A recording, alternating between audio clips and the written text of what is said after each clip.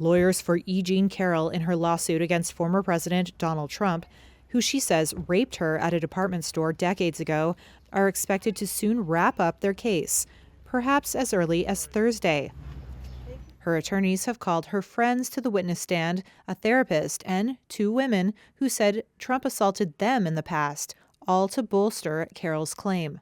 But the case will likely weigh heavily on her own testimony. Reporter Jack Queen has been covering the trial for Reuters. So Ms. Carroll testified for about 3 days, and there were, of course, moments when she was quite emotional on the stand. But most of those actually came when she was talking about the experience of actually going to court, having her day in court. You get the sense that she really buried this alleged rape for a couple of decades. The rape claim arose in Carroll's 2019 memoir, What Do We Need Men For?, a modest proposal. Trump has denied the incident occurred and called her allegations a hoax. Under cross-examination, she denied making up her claims to drive publicity for the memoir. Trump's legal team is obviously taking a pretty kitchen sink approach to discrediting Ms. Carroll's claim. They're focusing a lot on how she doesn't have a specific date for when this occurred. She thinks it might have been 1995 or 1996. And of course, they're also going after why she didn't go to the police, why didn't she immediately report this, why did she wait so long to go public with her claims, which she made in her 2019 memoir.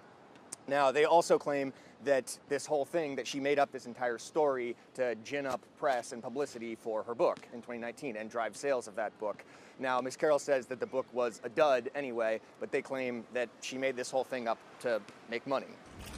Trump's lawyers also zeroed in on the day in question and why she didn't scream during the alleged assault. She was being repeatedly questioned by Trump's attorney, Joe Tacopina, about why she didn't scream or immediately go to the police after this or take photos of her injuries. And she told Mr. Tacopina that this is why, questions like that are why so few women come forward with their stories of rape, is because they're constantly questioned about why they didn't act a particular way in response to the assault. And at one point she said, growing very emotional and frustrated, "I am telling you, he raped me whether I screamed or not." And that was a very powerful moment as well. Carroll is seeking unspecified damages for battery and defamation. Eventually, she will need to present to the court an actual dollar amount for damages, though she has said that the trial was more about clearing her name and restoring her reputation. As for Trump, Queen says it remains to be seen what is really at stake for the former president. It would be pretty remarkable if a jury comes back and says, yes, Mr. Trump raped Ms. Carroll. That would be pretty remarkable.